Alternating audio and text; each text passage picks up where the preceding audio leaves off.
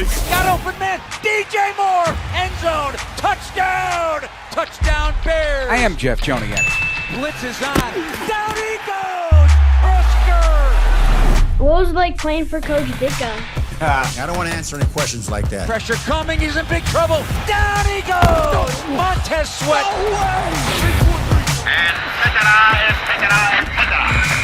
Now, Bears Etc. brought to you by Chevy Drives Chicago, the official truck partner of your Chicago Bears. It's an early season showdown for the Bears up in Detroit's Ford Field. I'm Jeff Joniak, and welcome into Bears Etc. episode 168. And we are brought to you by ChevyDriveChicago.com. With Super Bowl winning Bears guard Tom Thayer, I'm Jeff Joniak. It's going to be an interesting matchup indeed, Tommy. We're going to talk about the defense a lot with the defensive line coach, Jeremy Garrett, about Adayo Adengbo, who had a terrific first start for the Bears. So we'll get into that in a bit. But just at the bare minimum, what this game carries in the level of importance for the Chicago Bears. You know, Ben talked about wanting to define what you are as a road team back at the preseason finale against Kansas City. He said it again earlier this week in an interview I did with him about the regular season. What type of team do we want to be on the road? We can fill in the blanks to that. First of all, you want to win, but you want to be physical, nasty, and quiet that crowd first and foremost to get even a chance to create your palette of plays. Yeah, you know, since Ben Johnson got hired by the Chicago Bears, we always kind of visualize or fantasize what this offense can ultimately be about. But when you go on the road to these environments, we have to think of what Dennis Allen and the defense has to be about. And they got to be able to control the atmosphere. They got to be physical at the line of scrimmage. They have to make the quarterback very uncomfortable. Even though they have a 1-2 punch at the running back position, they got to be able to play contain on the exterior and play physical on the inside. And then when they decide to throw the ball downfield, you got to be able to create that pass pressure that puts Jared Goff in an uncomfortable throwing position, and then coverage has to be of the utmost importance. So as we travel to the game on these buses, the defense has to get off the bus first, and then the offense has to get behind them, because this is going to be a defensive-led charge that has to control the building. That's a very interesting analogy right there, Tommy. All right, let's talk about that then. Let's start with Jared Goff, because he's had some really good success against the Bears. His target depth last week against the Packers, minute, just 1.6 air yards, despite only being pressured at the fifth lowest rate in the NFL, according to Sharp Analytics. He was sacked 4 times and hit 9 times. What do you make of that? Offensive coordinator uncertainty. You're not hearing the plays repeatedly set into your helmet for the first game of the year in that type of environment by Ben Johnson, where you can almost finish the sentence. Now you're talking about being in an extremely loud environment, and sometimes the volume in the helmet is interrupted. So now you have a quarterback that's thinking while he's hearing the play called, thinking while he's going to the line of scrimmage, and then thinking what the defense is offering him. We talked a little bit about it before. You didn't know if Micah Parsons was going to play, so you didn't formulate a 60-game game plan to how to block Micah Parsons. Okay, if he plays, how many snaps is he going to play? And then do I have to worry about him? And he proved, yeah, you do have to worry about him. He's going to speed up the quarterback process. But it's, again, I don't care how long you've been in the NFL, when you have a new offensive coordinator, it's still starting from ground zero. Yeah, only 6 points in 5 red zone drives. That's crazy. And that was before the end of game when they hit Tesla, the rookie Isaac Tesla from Arkansas. So only 2.1 yards a carry in the run game. And I'm certain there's always these overcorrections when teams don't do well in one aspect of their offense. They double down. They're going to double down with Montgomery. They're going to double down with Gibbs. Heck, they may even double down with their third and fourth string running backs as well, because they want to establish that. The Bears can't allow them to establish that run. Right. And that's the thing about it, is what I liked about the Bears last week is they play a variety of defensive linemen. So that group should always be kept fresh. And whether the line of Billings and his crew can go in there and stop them on first and second down, then you can put the pass rushers in there on third down. And so the variety on the defensive front is super beneficial. And when the offensive line starts to get fatigued, a rotating defensive line can take advantage of that. And then we'll see who shows up off of the injury report if we have a couple of guys that can come in and play this game that maybe didn't play last week, and we'll see how that goes. And then it's going to be able to take the defensive linemen complementing the linebackers, making sure that they can be as disruptive to the offensive line so those linebackers can run free. The safeties are as quality as you can get, but when the cornerbacks have to cover, they got to cover, and when you need them to tackle on the edge, they need to come up and lead a physical charge. Injury report through Thursday. Kyler Gordon, Grady Jarrett have not practiced this week with hamstring and knee, respectively. TJ Edwards, Josh Blackwell, both limited. Full go, though, for Jalen Johnson. Does that mean green light go? Hopefully it does. I think what you got to do is you really got to press the issue early in the preparation week and see how you feel the next day. If you have nothing that rears itself the next day, and then you got to just start ramping them up to go out there and play. And I'm sure Detroit's looking at the same thing. Hey, let's test this guy to see where he's at. But Jalen has got a top-of-the-line reputation around the league, and if he can take out one of their quality receivers and Jared Goff has to go in a different direction, that's a win for the Bears. All right, and then for Detroit, Taylor Decker, again, no practice on Thursday because of that shoulder injury. So that's somewhat of an issue. I mean, I'm sure he's going to play. He's a veteran. He's been banged up before because the depth on that line is somewhat of a concern. They do have Dan Skipper down to the practice squad, could always bring him up as well. Well, first of all, I'm going to go out there in pregame warm-ups after they put their equipment on, and I'm going to look to see if Taylor Decker has a shoulder harness on. And if he has a shoulder harness on, I'm going to test that shoulder. If it's his inside shoulder, I'm going to have repeated moves across his face. If it's outside shoulder, I'm going to have repeated moves to his outside to see if he has the strength to withstand the responsibility of those different moves by the multiple defensive ends that can go against him. How do you tell a cashier you're a Bears fan without telling them you're a Bears fan? Well, with the Chicago Bears PNC Bank Visa debit card, which gets you exclusive discounts on Bears merchandise. Find out more at pnc.com/BearsCard. Score big at your local Chevy dealer. The Chevy Silverado will take you through this season in style. Chevy Drive Chicago, official truck partner of the Chicago Bears. We've been talking about defense, so let's get into it. Dayo Adengbo, our feature this week on our radio broadcast, Bears Weekly, led me to the defensive assistants, which were available at Hallis Hall on Thursday. So I visited with Jeremy Garrett, talking all things Dayo. He had him in college at Vanderbilt, so he's seen him grow from a pup now to a 25-year-old, fifth-year starter in the National Football League for the Bears. You know, first of all, he's like really worked extremely hard since he's, arrived here, as far as, practice habits, as far as even walkthrough habits. Like, he's taking his mind to the game, watching the right amount of tape, and I think you see, a player that's, ascending, that's getting better at his craft. And so we just hope he continue to keep moving in that same direction, and we'll be better forward up front. Curious what a walkthrough habit looks like just being mentally ready. It's mentally in it. My eyes are in the right place. Like, when I'm rushing, my pad level below his. It's not just standing up and going through the motions, but it's being extremely intentional about everything that you're doing. And that's what we want, and that's kind of what I showed it. Like, that's one of the first things I showed the guys in the meeting. I pull up the walkthrough, like, how intentional are we in that about executing our craft?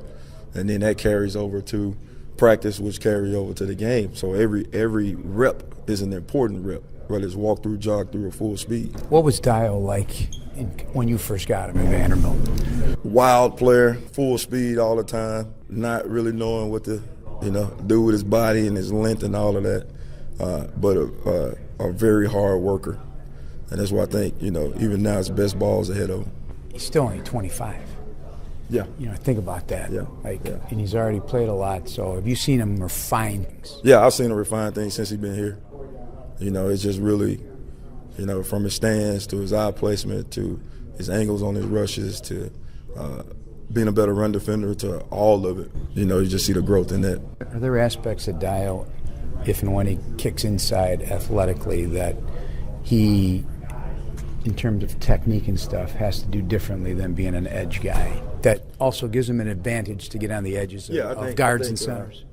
I think space, tighter proximity, but I think that's to his advantage too, with the way he can move and bend and win quickly inside as well. So I think all that plays to his advantage of being able to move inside. But the difference is space. It happens faster.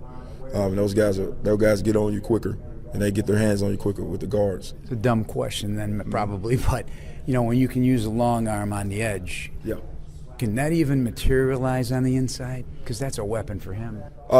It can. You just have to adjust alignments, angles, those type things. Because like I said, it happens.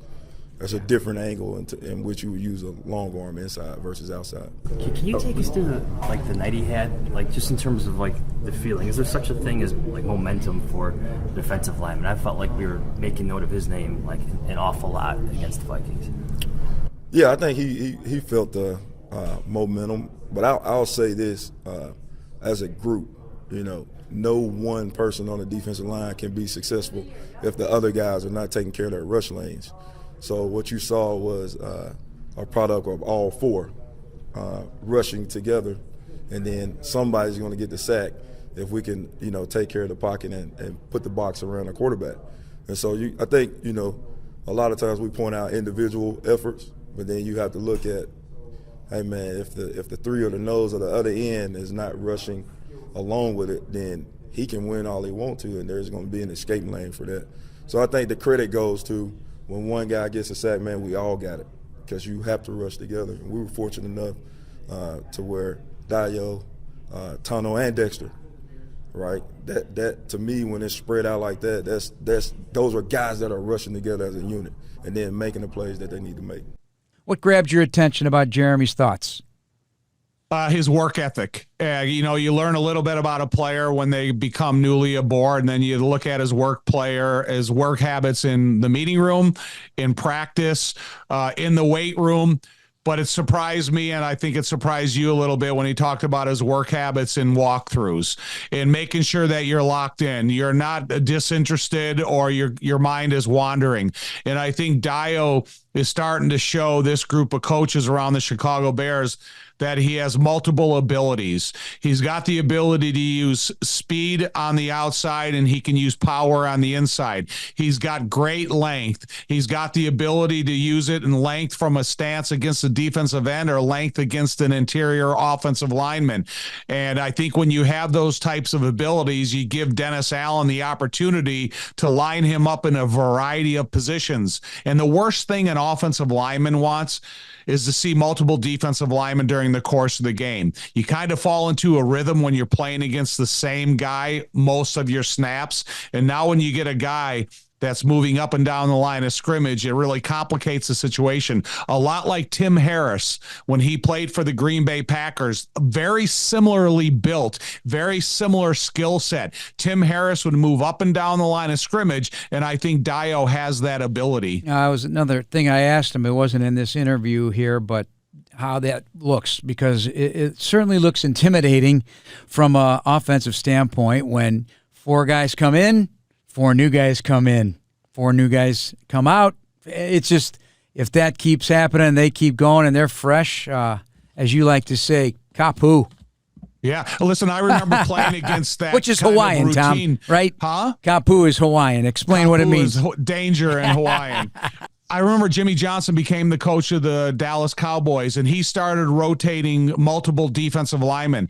And I remember breaking the huddle in the red zone, going into plus red zone territory, and there's a whole different defensive line in there.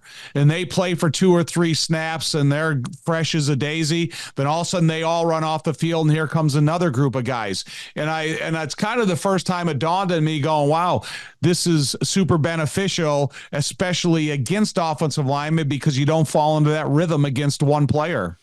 If the Bears go to a 5-man front, which Minnesota did on occasion with Brian Flores against the Bears in Week 1, and it's something that's in Allen's repertoire, against a team with so many weapons and a quarterback that can get the ball out quickly, is that dangerous to do, or is that something that you feel comfortable winning one of your 5 one-on-one matchups along the line of scrimmage? Yeah, I do feel comfortable and confident that I could win one of the 5. And winning, Jeff, is just expediting the thinking process of the quarterback. It's not necessarily that one of them have to, win unblocked and get in and sack the quarterback. Is if they take the quarterback that wants to have a 3-second thinking time down to 1.5 seconds, and then that creates an incompletion, that's a win. So I like the fact that Dennis Allen thinks outside the box, because when you look at the different weapons the Bears have, it doesn't necessarily always have to be 5 big guys. They can take a defensive back, they can take a linebacker, they can take a guy with length like Tremaine Edmonds, or a deployable asset like Jaquan Brisker. So there's a variety of ways you can use it. When you choose a Blue Moon, everything becomes brighter, just like the scoreboard after a Bears touchdown. Blue Moon, made brighter, and a proud partner of the Chicago Bears. Celebrate responsibly, Chicago. All right, what's your best info and intel on how Caleb Williams should attack the Detroit Lions and what Ben Johnson might have in store? Certainly the run game on the road takes the starch out of the opposition, that crowd anyway. And if you get that going and stay above the cheek, I'm answering my own question again. You can't be in 3rd and long, number one. They were 3rd and long way too much last week. I remember listening to the interview with Ben immediately following the game, and someone asked him about the tight end position. And he goes, that was always my plan, to use these guys as extra blockers. But eventually, Ben Johnson is going to use these guys as pass catching assets. And I still don't believe that you can match up against the both of them. Yeah. And so if you want passes that are out of the quarterback's hand quickly and you give them a big target, Cole and Colston are 2 premier guys in the National Football League. So I like to see these guys incorporated in the quick passing game a little bit more. You can also incorporate them in play action, where they can still have a hand in blocking, chipping a defensive end to help an offensive tackle get into position. So all those things are still big possibilities for this offense. And throughout the process of time and repetition, Caleb is going to get a better understanding of terminology and how it fits into the play. But also, we just got through a game that the tight ends weren't primary receivers. So when they get primarily put into this game plan, I think it's going to be present some real difficulty for the opponent's defense. Are you going to pull one of these keys to the game for me on Sunday when we get there? And it's going to be Sam Laporta, how many catches and targets versus how many catches and targets Colston Loveland and Cole Kmet, and whoever gets this number is going to win the game. Are you going to pull that on me? Because that could happen here. It could be a war of the tight ends. I know, but there's so much uncertainty. Because of the new offensive defensive coordinator in Detroit and what they just experienced in Green Bay, the new head coach and defensive coordinator in Chicago, and what happened on Monday night.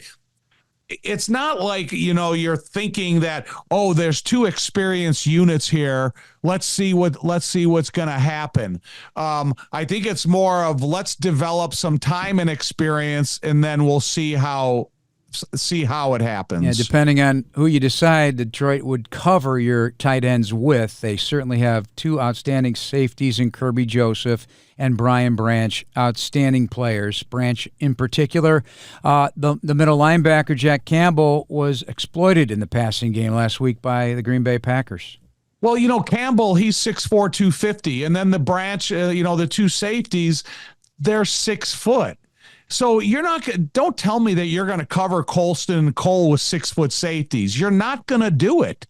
And then I think Colston and Cole run better straight ahead than Jack Campbell will, getting from a back pedal to transitioning to a chasing position. So I still think the attackable assets that the Bears have are, different than this quality safety play of Detroit or the linebackers. And Anzalone, he's another guy, 6'3". So, I do think that they're very, as you say, deployable. Yeah.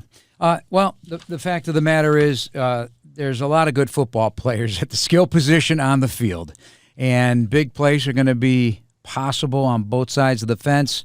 The biggest of big plays, got to keep an eye on Jamison Williams, because he can go 50 on you. I ran into Tyreek Stevenson in the locker room. I was going to just say hello to him and talk to him a little bit, but 29 was dialed in, and he has to be, because those two have had their battles. Both have earned flags during the course of their game, and so got to keep that in line. In light of the fact, too, of the 12 penalties the Bears had, they don't want to start adding penalty yardage unnecessarily in Detroit.